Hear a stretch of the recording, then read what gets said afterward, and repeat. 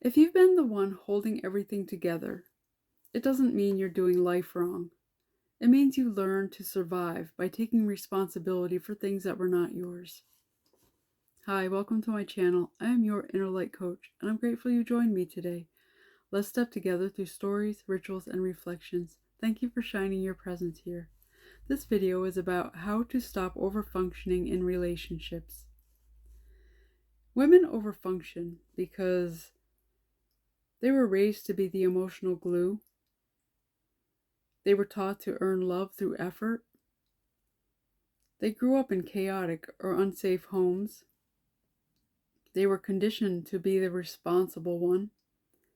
They fear what will happen if they stop. Overfunctioning is often a response to environments where you had no choice but to grow up fast. I understand. In my family dynamic, I would go above and beyond for family members only to be met with insults and lack of acknowledgement. In romantic relationships, my marriage made me the sole responsible one from actually getting married up until the divorce.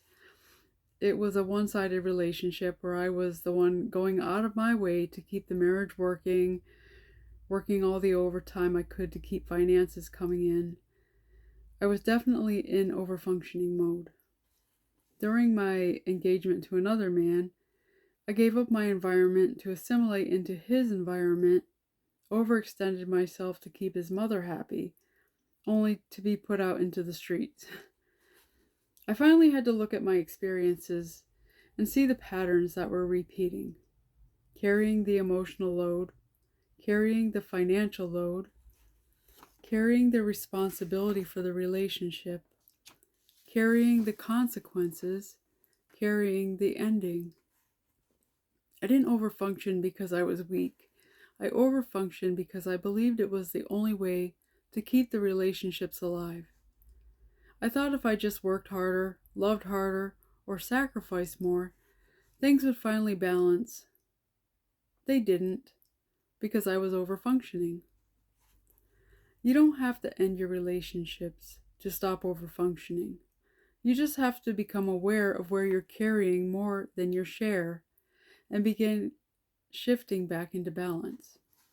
Your job is not to hold the whole relationship together. Your job is to hold yourself together. Overfunctioning is a pattern built from survival, conditioning, and old emotional contracts, not from lack of effort. So the way out has to be gentle, conscious, and rooted in self-permission. Here are some effective, grounded ways to stop overfunctioning. Name the pattern without blame. Overfunctioning thrives in silence. The moment you name it, you interrupt it. You can say to yourself, I'm doing more than my share right now. Not, I'm doing too much or I'm being dramatic. Just the truth. Naming it creates choice. Pause before you automatically step in. Overfunctioners move fast, often faster than their own needs. A simple pause is powerful. Take a breath, put your hand on your chest, ask, is this mine to carry? If the answer is no, the pause becomes the boundary. Let people experience the consequences of their choices. This is the hardest part for women who are raised to be the glue, but here's the truth. When you rescue, you erase the opportunity for others to grow. Let someone forget, be late,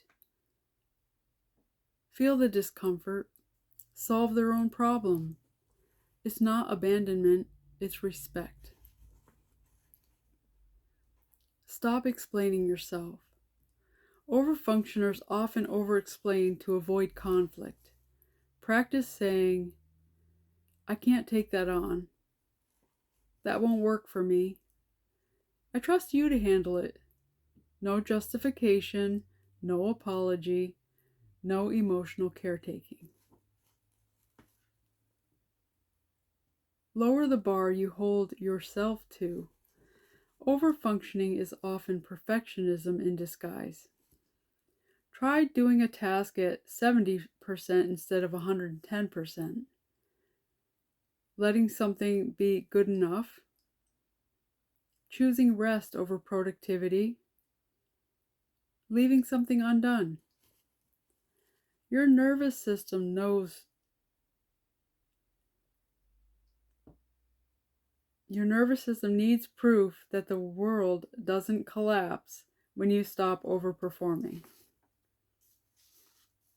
Let yourself receive, even a little. Overfunctioners are uncomfortable being cared for. Start small. Let someone hold the door. Accept help when offered. Say yes to support without guilt. Receiving is a muscle. It strengthens slowly. Reclaim your time and energy. Overfunction drains your life force. Choose one thing to stop doing. Answering every call, being the family problem solver, managing everyone's emotions, fixing what no one asked you to fix.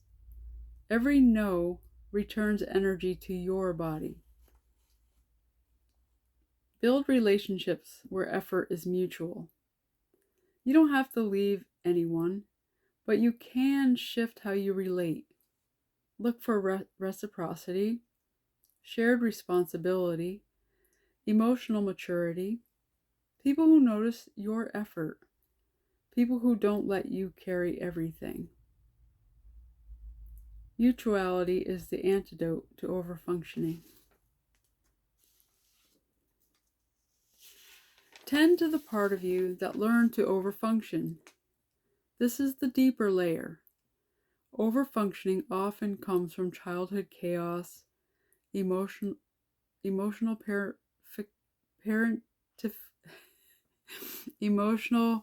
parentification, being the strong one, fear of abandonment, fear of conflict, fear of being a burden. You can tell that younger part you don't have to earn your place anymore. That's where the healing begins. Replace overfunctioning with self-functioning. This is the pivot point.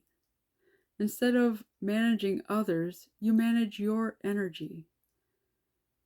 Instead of fixing others, you meet your needs.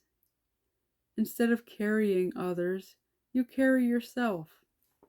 Your life becomes yours again.